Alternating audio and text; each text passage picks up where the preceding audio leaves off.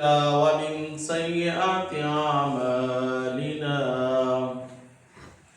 من يهده الله فلا مضل له ومن يضلله فلا هادي له ونشهد أن سيدنا وسندنا وحبيبنا وطبيبنا ومولانا محمدا عبده ورسوله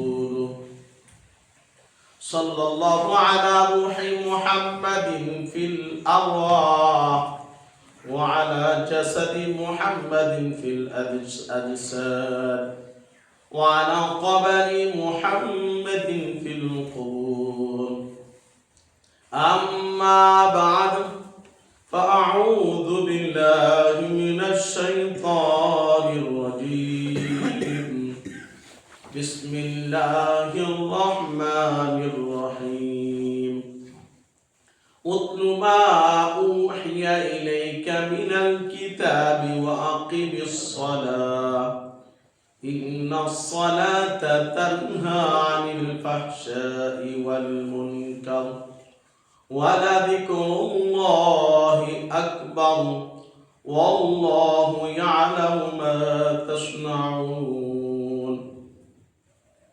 وقال رسول الله صلى الله عليه وسلم ألا أدلكم على ما يمحو الله به الخطايا ويرفع به الدرجات قالوا بلى يا رسول الله قال إسباغ الوضوء على المكاره وكثرة الخطى إلى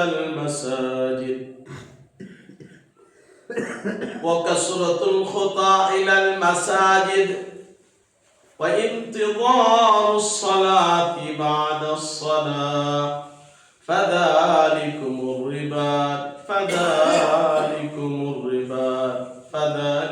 الرباط صدق الله العظيم وصدق رسوله النبي الأمي الكريم ونحن عليه لمن الشاهدين والشاكرين والحمد لله رب العالمين.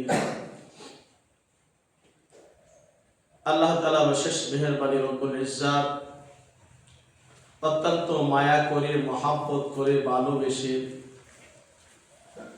আল্লাহ তাআলার প্রিয় জায়গা মসজিদে আসার বসার কিছু কথা বলার শোনার তৌফিক দান করেছেন। এজন্য সকলে বলি আলহামদুলিল্লাহ। আল্লাহ তাআলার বড় মেহেরবানি। আল্লাহ তাআলা আল্লাহর গোলামকে যখন আল্লাহ তাআলার কুদরতি পায়ে সিজদা করার তৌফিক দান করেন, গোলামের ইবাদত সবগুলোই তো হলো আল্লাহ তাআলার জন্য। যত ইবাদত হলে সবগুলো ইবাদতই প্রিয়। এর মধ্যে যদি এটা আল্লাহ তাআলার জন্য খাস, এটা যদি নামাজের জন্য হয়, আল্লাহর কুদরতি পায়ে সিজদার জন্য হয়, এটা আরো কত নুরানি হয়, এটা আরো কত প্রিয় হয়, এটা আল্লাহ তাআলা এর দ্বারা আরো কত খুশি হয়। সেটা আল্লাহ তাআলার কালামুল্লাহ দ্বারা বোঝা যায়। আল্লাহ তাআলা কালামুল্লাহ বলেন আকিমিস সালাতা তারাফাইন নাহার ওয়া যুলাফাম মিনাল লাইল ইন্নাল হাসানাত ইযহিবনাস সাইয়্যাত যালিকা যিকরা লিয-যাকিরিন। আল্লাহ রাসূল সাল্লাল্লাহু আলাইহি ওয়াসাল্লামের এক সাহাবী একদিন এক অপরাধ করে এক বেগানা নারীকে চুম্বন করার পরে আল্লাহ রাসূলের কাছে আসছেন। বলছেন আল্লাহ রাসূল, আমি তো বড় অপরাধ করে ফেলেছি, বড় গুনাহ হয়ে গেছে, আমার ব্যবস্থা করেন। আকিম আলাইহি হাত্তা, আমার উপর হদ জারি করেন, আমার বিচার করেন। আল্লাহ রাসূল সাল্লাল্লাহু আলাইহি ওয়াসাল্লাম কোনো জবাব না দিয়ে তাকে নামাজ পড়ার কথা বললেন। আল্লাহ নবী সাহাবী আল্লাহ রসুলের সাথে নামাজ পড়তেছিল। তো নামাজ শেষে আল্লাহ রসুল সাল্লাল্লাহু আলাইহি ওয়াসাল্লাম বললেন, এ তুমি আমার পিছনে কয়েক ওয়াক্ত নামাজ পড়লা, আল্লাহ তাআলার ঘোষণা হলো আকিমিস সালাতা তারাফাইন নাহার ওয়া যুলাফাম মিনাল লাইল ইন্নাল হাসানাতা ইউযহিবুনাস সাইয়্যাত যালিকা যিকরা লিয-যাকিরিন। যে ব্যক্তি নামাজ আদায় করে এটা হলো তার নেক আমল হয়। আকিমিস সালাহ তারাফাইন নাহার ওয়া যুলাফাম মিনাল লাইল, তোমরা নামাজ কায়েম করো দিনের দুই ভাগে রাতের এক অংশে, অর্থাৎ যোহর আসর দিনের নামাজ, ঈশা মাগরিব ফজর রাতের নামাজগুলো আদায় করো। এই নামাজগুলো আদায় করলে পরে আল্লাহ তাআলা শেষ প্রান্তে বলেন ইন্নাল হাসানাত ইযহিবনাস সাইয়্যাত, হাসানাত যেগুলো নেক আমল, যেগুলো নেক আমলের দ্বারা আল্লাহ তাআলা গুনাহগুলো মাফ করে দেন। যখন আল্লাহ তাআলা বান্দাকে আল্লাহ তাআলা নেক আমলের সুযোগ দেন, যখন প্রিয় বানায় নেন, তখন প্রিয় জায়গার জন্য তাকে প্রস্তুত করেন। আর প্রিয় জায়গার জন্য প্রস্তুত করলে গুনাহ মুক্ত করে প্রস্তুত করা লাগে। তো এই জন্য যখন কোন বান্দা নামাজ পড়তে থাকে, নামাজে অভ্যস্ত হয়ে যায়, আল্লাহ তাআলা তার গুনাহগুলো মাফ করে দেন।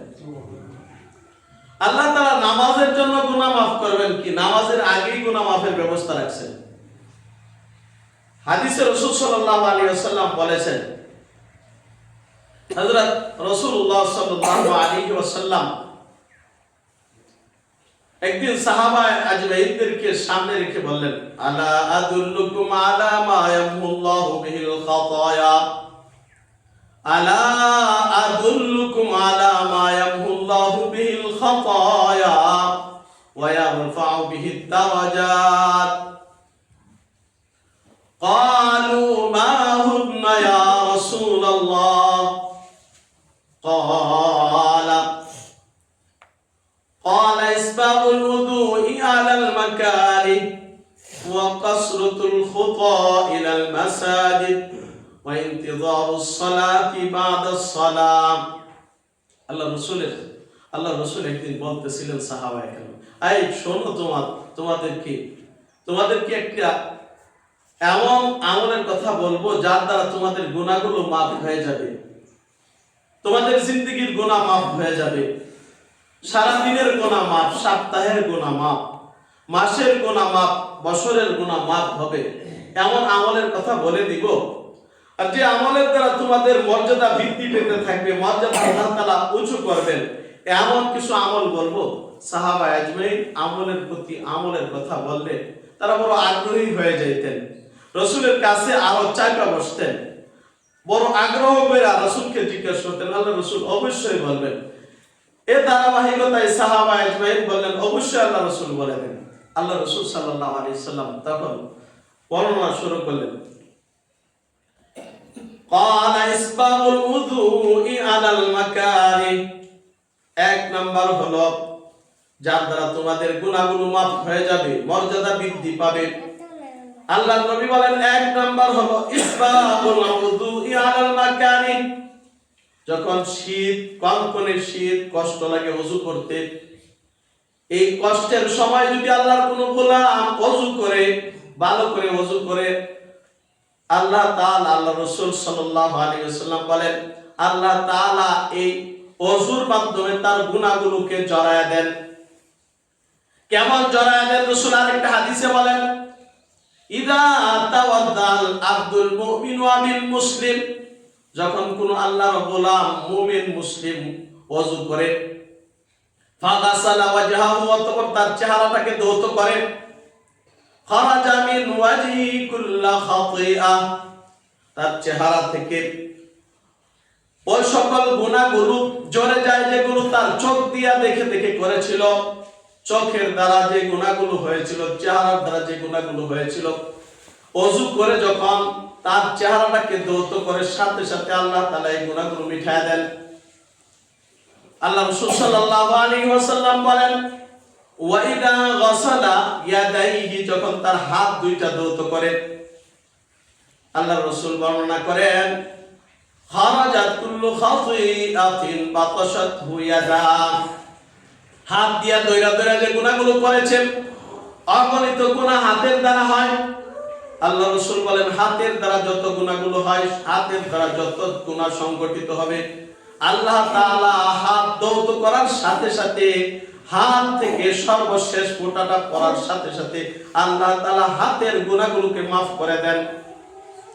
শুধু তাই না, রাসূল বলেন ওয়াইদা গাসালা রিজলাহু যখন তার পা ধৌত করে, খারাজাত কুল্লু খাতিআতিন বাতাশাতহা ইয়াদা, খারাজাত কুল্লু খাতিআতিন মাশাতহা রিজলাহু, পা দিয়ে হেঁটে হেঁটে যে গুনাহগুলো করত, পা ধৌত করার সাথে সাথে এই গুনাহগুলো মিটে যায়। আল্লাহ রাসূল সাল্লাল্লাহু আলাইহি ওয়াসাল্লাম হাদিসের মধ্যে, দীর্ঘ হাদিসের মধ্যে এমন বলতেছিলেন, এমনকি সর্বশেষ নখের ভিতরে যে গুনাহগুলো হয়, এই নখের গুনাহগুলোকে আল্লাহ তাআলা এই ওযুর বদৌলতে মাফ করে দেন। একজন ব্যক্তি যখন ওযু করে শেষ করে, ওযু শেষ করার পরে যখন শাহাদাত আঙ্গুলকে উঁচু করে আসমানের দিকে তাকায় আশহাদু আল্লা ইলাহা ইল্লাল্লাহু ওয়াহদাহু লা শারীকা লা ওয়া আশহাদু আন্না মুহাম্মাদান আবদুহু ওয়া রাসূলুহু, এবার সমস্ত সগীরা গুনাহ থেকে মুক্ত হয়ে আল্লাহর গোলামটা মসজিদের ভিতরে ঢুকে গেল। তাহিয়াতুল ওযু করে যখন নামাজে দাঁড়ায় যাবে, নামাজে দাঁড়ানোর সাথে সাথে আল্লাহ তাআলা তার গুনাহ, আল্লাহ তাআলার রহমতের বৃষ্টি তার উপর পড়তে থাকবে। আল্লাহ তাআলার কোলে, রহমতের কোলে চলে আসে।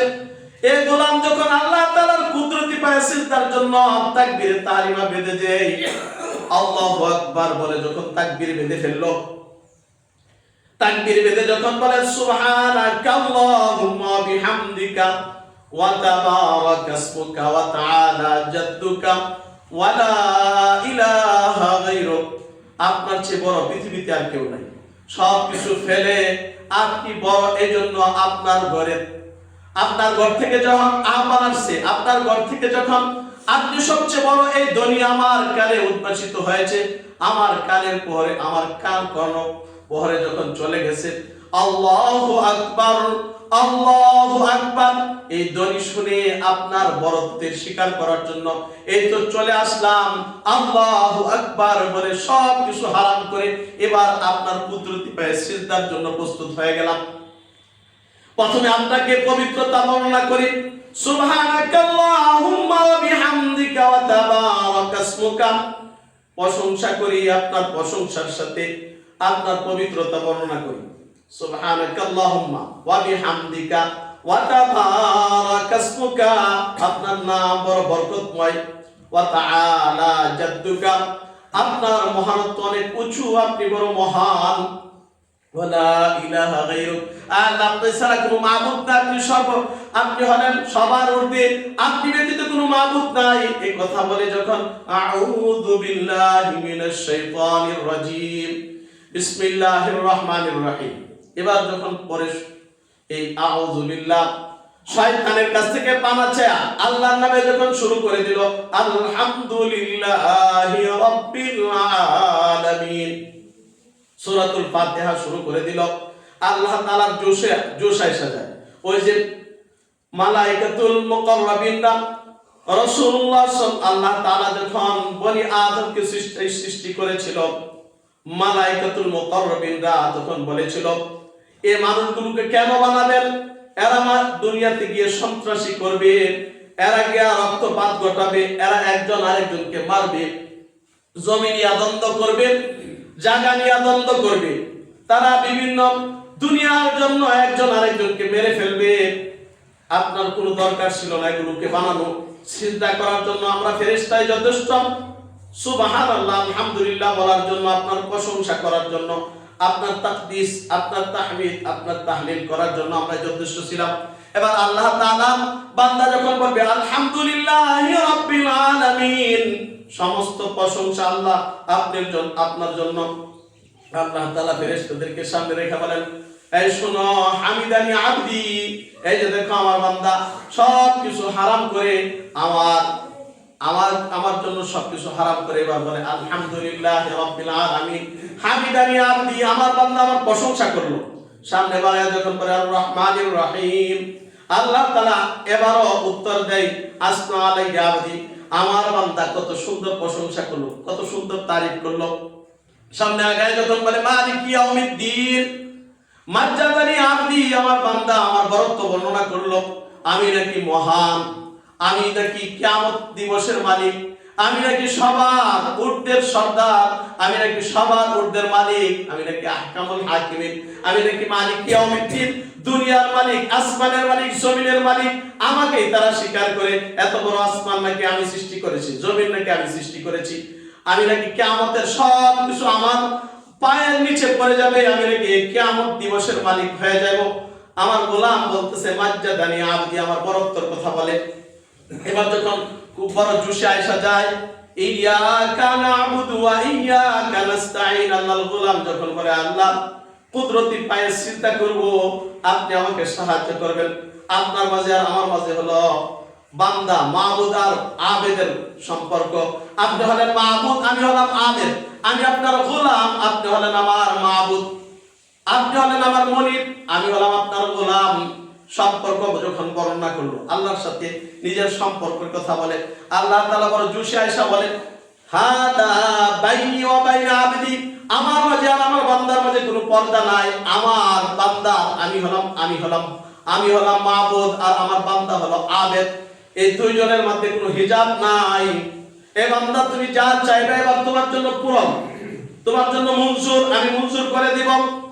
এই নামাজের মধ্যে যখন বান্দা গোলাম দাঁড়ায়, এবার যখন বলে ইহদিনাস সিরাতাল মুস্তাকিম, আল্লাহ আপনার কাছে আমি আর কি চাইবো? পৃথিবীর মধ্যে সেরা চাওয়া হলো আপনার কাছে হেদায়েত চাই, আপনার কাছে এমন একটা রাস্তা চাই যে রাস্তাটা চললে পরে আপনার জান্নাতে যেতে পারবো, যে রাস্তাটা বড় বাঁকা না, যে রাস্তাটা বড় সোজা, যে রাস্তায় চলাম আপনার গোলাম শহীদরা জান্নাতি হয়েছে, যে রাস্তায় চলে আপনার গোলাম নবীরা জান্নাতি হয়েছে, যে রাস্তায় চলে আপনার গোলাম সালিহিনরা জান্নাতি হয়েছে, সিদ্দিকরা জান্নাতি হয়েছে, এমন একটা রাস্তা চাই। ইহদিনাস সিরাতাল মুস্তাকিম, সরল পথ চাই, সিরাতাল লাযিনা আন'আমতা আলাইহিম, এমন একটা রাস্তা যে রাস্তায় চললে পরে আপনার নিয়ামত আসতে থাকে। আপনি আসমান খুলে দেন, জমিন থেকে আপনি আপনার ফসলের ব্যবস্থা করে দেন, আপনার গাছে ফল হয়, আল্লাহ ক্ষেতের মধ্যে ফসল দিয়ে দেন। যে রাস্তায় চললে আন'আমতা আলাইহিম, আপনার নিয়ামত আসে, যে রাস্তায় চললে পরে এমন একটা রাস্তা চাই। ইহদিনাস সিরাতাল মুস্তাকিম, সিরাতাল লাযিনা আন'আমতা আলাইহিম গায়রিল মাগদুবি আলাইহিম ওয়ালাদ-দাল্লিন, এমন রাস্তা চাই না যে রাস্তায় চললে পরে আপনার ক্রোধ চলে আসে, আপনার রাগ চলে আসে, আপনি রাগ কইরা বিতাড়িত করে ফেলেন, আপনি রাগ করেন পরে আপনি এত দূরে ফালান যে আপনি তার মুখের লাগামটা পর্যন্ত আপনি একেবারে নোংরা বানায় দেন। আপনার এই গজবের কারণে সে কথার মধ্যে লেভেল থাকে না, তার মুখে লেভেল থাকে না, চলায় লেভেল থাকে না, সে বেহায়া হয়ে যায়। যে হায়া হলো আপনি বড় নিয়ামত রেখেছেন, আল হায়া ও শুবাতুম মিনাল ঈমান, লজ্জা হলো ঈমানের অঙ্গ। আল্লাহ তাআলা যখন গজব নাজিল করে দেন, আল্লাহর লানত যখন আইসা যায়, ওই মুখে কোনোদিন লাগাম থাকে না, মানুষের সামনে উলঙ্গ হয়ে নাচতে শুরু করে, মানুষের সামনে উলঙ্গ কথাগুলো বলতে থাকে। আল্লাহ তাআলার গোলাম, অনেকগুলো গোলাম আছে, অনেক বান্দি আছে, তারা মানুষের সামনে উলঙ্গ হয়ে নাচা নাচা সবকিছু দেখাইতে থাকে। হায়া যখন থাকবে, ঈমানের অঙ্গ যখন থাকবে, এটা সম্ভব না। আল্লাহ তাআলার কাছে আল্লাহর গোলাম দরখাস্ত করে, আল্লাহ গজব নাজিল কইরা, লানত নাজিল কইরা আপনি যাদের মুখের লেভেল নষ্ট করে দিবেন, এমন গজব ওয়ালা বান্দাদের সাথে থাকতে চায় না। আপনার লানত এসে গজব করে গেছে, আপনার রাগ এসে যারা শেষ হয়ে গেছে, এমন রাস্তা আমরা চাই না। গায়রিল মাগদুবি আলাইহিম ওয়ালাদ-দাল্লিন, একেবারে গোমরা হয়েছে এমন রাস্তাও চাই না।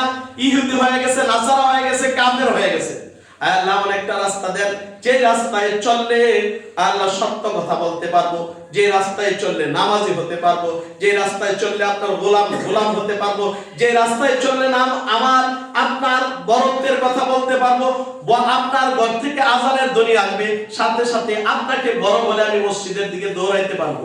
যখন যে রাস্তায় চললে পরে আমার ভিতরে সততা চলে আসবে, আমার ভিতরে বিনয়ী চলে আসবে, আমার ভিতরে মানুষের সাথে ভালো ব্যবহার করা চলে আসবে, যে রাস্তায় চললে আমার মুখে ঘুষ আসবে না, ঘুষের টাকা আসবে না, সুদের টাকা আসবে না, আমার দ্বারা কোনো অন্যায় কাজ হবে না, এমন একটা রাস্তায় চলার ব্যবস্থা করে দেন। আল্লাহ তাআলা বলেন আমার গোলাম যখন নামাজের মধ্যে এইভাবে আবদার করতে থাকে আমি তার আবদার কবুল করে নিই। তো এই জন্য নামাজ হলো বড় আল্লাহ তাআলার বড় হাতিয়ার। নামাজে যখন বান্দা দাঁড়ায় থাকে, নামাজে দাঁড়ানোর সাথে সাথে আল্লাহ তাআলা তার গুনাহগুলো মাফ করে, বড় সম্পর্ক হয়ে যায় বান্দার সাথে যখন সম্পর্ক হয়, বান্দা যা চায় আল্লাহ তাআলা তাই কবুল করে। এজন্য নামাজের ভিতরে আল্লাহ তাআলা, এখন আমরা নামাজের চাইতে জানি না, নামাজের ভিতরে চাওয়া দরকার।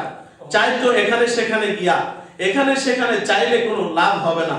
আল্লাহ তাআলার কাছ থেকেই সবকিছু আল্লাহর গোলাম মঞ্জুর করতে হয়।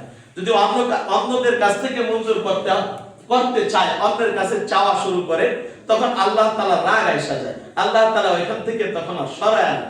এজন্য আল্লাহর গোলাম তো আল্লাহর কাছে চাইবে, আল্লাহর কাছে আল্লাহকে প্রিয় বানাবে, আল্লাহকে মুকাররব বানাবে। আল্লাহর কাছে যখন বান্দা চলে যাবে, আল্লাহ তাআলা তখন তার সব কিছু পুরা করে দিবে।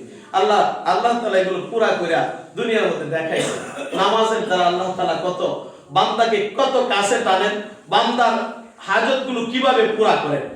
আল্লাহ তাআলা তো এমন দেখাইছে, মৃত্যুদণ্ডের আসামিকেও মৃত্যু অপেক্ষা করতেছে, নামাজের দ্বারা এখান থেকে সরায় আনছে। কোনো কিছুর ব্যবস্থা নাই, আল্লাহ তাআলা ব্যবস্থা করে দিয়েছে। এজন্য আল্লাহ তাআলার কাছে নামাজের দ্বারা যাবো তো ইনশাআল্লাহ, যুবকরা নামাজ পড়বো তো ইনশাআল্লাহ, 5 ওয়াক্ত নামাজি হতে থাকবো। আল্লাহ তাআলা এই যে ওযুর মাধ্যমে আমার গুনাহগুলো মাফ করতে থাকবে। এই জন্যই তো আল্লাহ তাআলা এই ওযুর অঙ্গগুলো কাল কিয়ামতে যখন কেউ কাউকে চিনবে না, আল্লাহ রাসূল সাল্লাল্লাহু আলাইহি ওয়াসাল্লাম ওযুর অঙ্গগুলো চমকাইতে থাকবে। গুনাহমুক্ত যখন আল্লাহ তাআলা প্রতি ওয়াক্তে যখন গুনাহমুক্ত করতে থাকবে, এর দ্বারাই ওযুর অঙ্গগুলো চমকানো শুরু করবে, হাতগুলো চমকাইতে থাকবে, পাগুলো চমকাইতে থাকবে, চেহারাটা চমকাইতে থাকবে, নাকটা চমকাইতে থাকবে, কপালটা চমকাইতে থাকবে। এগুলো দেখা আল্লাহ রাসূলের ভাষায় এলো গুররুম মুহাজ্জালিনা বিল আসারিল ওযু, ওযুর চিহ্নের কারণে, ওযুর অঙ্গগুলো ধোয়ার কারণে আমি তার এই চেহারাটাকে উজ্জ্বলতা বাড়াইতে থাকবো। যে ব্যক্তি চাও এই ওযুর অঙ্গগুলোকে আরো বৃদ্ধি করবা, আরো উজ্জ্বলময় করবা, সে যেন বারবার ওযু করে মসজিদে বারবার যায়, মসজিদে বেশি বেশি যাইবে, আর আমি তার এই গুনাহগুলো maaf করে দেব। যে হাদিসটা বলতেছিলাম, 1 নাম্বার তো হলো ইসবাগুল ওযুই আলাল মাকারি, কষ্টের সময় ওযু করা, ঠান্ডা পানি দিয়ে ওযু করা, কষ্ট লাগে তখন ওযু করা। 2 নাম্বার হলো কাসরাতুল খতাইনাল মাসাজিদ, মসজিদে বেশি পা যাওয়া। মসজিদ যখন দূরে হয় আমরা তখন কষ্ট পাই, মসজিদে কিভাবে যাই? আল্লাহ তাআলা, আল্লাহ রাসূল সাল্লাল্লাহু আলাইহি ওয়াসাল্লাম বলেন, মসজিদে যত পা বেশি যাবে, এর দ্বারা আল্লাহ তাআলা গুনাহগুলো maaf করবে। প্রতিটা কদমে কদমে আল্লাহ তাআলা গুনাহ maaf করে। বিশেষ করে এই জুমার দিনের কথা, জুমার দিন যখন বান্দা কদম ফলাইতে থাকে, প্রতি কদমে আল্লাহ তাআলা তার 1 বছর নফল নামাজের সওয়াব, 1 বছর নফল রোজার সওয়াব আল্লাহ তাআলা তাকে দান করে। এভাবে যখন সে আসতে থাকে, প্রতি কদমে কদমে আল্লাহ তাআলা তার এই গুনাহগুলো maaf করতে থাকে। যত বেশি কদম পড়বে, যতবার কদম পড়বে, এতবারই আল্লাহ তাআলা গুনাহ maaf করবে। 3 নাম্বার যে যার দ্বারা আল্লাহ তাআলা গুনাহ maaf করবেন, মর্যাদা বৃদ্ধি করবেন, এটা হলো ইন্তিজারুস সালাতি বা'দাস সালাহ, এক নামাজের পরে আরেক নামাজের অপেক্ষায় থাকা। আমি যোহরের নামাজ পড়ছি, পরের নামাজ আসরের নামাজটার অপেক্ষায় থাকা, আসরের নামাজটা আমি কিভাবে পড়বো, এই পদক্ষেপ, আমার কাজের পদক্ষেপগুলো এইভাবে নিতে হবে যে আমি যোহরের পরে আসরের নামাজটা সুন্দরভাবে পড়তে পারি। আসরের পরে যখন আসরের নামাজের পরে আমার মাগরিব নামাজ সুন্দরভাবে হয়, এভাবে আমার কাজের শিডিউল করতে হবে। মাগরিবের পরে, মাগরিবের নামাজের পরে ইশার নামাজ পড়া যায়, এভাবে আমাকে কাজের শিডিউল করতে পারবো। এভাবে যদি আমি করি, এটাকে বলা হয় ইন্তিজারুস সালাতি বা'দাস সালাহ, এক নামাজের পরে আরেক নামাজের জন্য প্রস্তুত থাকা, এক নামাজের পরে আরেক নামাজে মসজিদে বসে থাকা প্রস্তুত থাকার অর্থ না। আল্লাহ তাআলা সহজ করেছেন, একটা নামাজ পড়ার পরে, ফজরের পরে যোহরের নামাজ আমি কিভাবে পড়বো, কি কাজ করলে যোহরের নামাজটা পড়তে পারবো, কি ফিকির করলে পড়তে পারবো, এই ফিকিরের নাম হলো ইন্তিজারুস সালাহ। যোহরের পরে ফিকির করা, আসরের পরে মাগরিবের ফিকির করা, মাগরিবের পরে ইশার ফিকির করা। এভাবে যদি ফিকিরে থাকে আল্লাহ তাআলা বলেন এর দ্বারা গুনাহ, আল্লাহ তাআলা বান্দার গুনাহ মাফ করতে থাকবেন, এর দ্বারা আল্লাহ তাআলা মর্যাদাকে বৃদ্ধি করবেন। আল্লাহ তাআলা আমাদেরকে আমাদের গুনাহ মাফ করে আল্লাহর খাঁটি গোলাম বানায়া আল্লাহ তাআলা আমাদের মর্যাদাগুলো জান্নাতের উচ্চ মাকামে আল্লাহ তাআলা আমাদের মর্যাদাকে উন্নীত করুক। আল্লাহ তাআলা আমাকে আল্লাহর মুকাররম বান্দা হিসাবে কবুল করুক। আল্লাহ তাআলা আমাদেরকে নামাজি হিসাবে কবুল করুক। আল্লাহ তাআলা আমাদেরকে আমাদের গুনাহ মাফ করে দেন, এমন ভাবে নামাজ পড়ার তৌফিক দান করুক। আল্লাহর মুকাররম হওয়া যায় এমন ভাবে নামাজ পড়ার তৌফিক দান করুক। ওয়া আখিরু দাওয়ানা আলহামদুলিল্লাহি রাব্বিল আলামিন।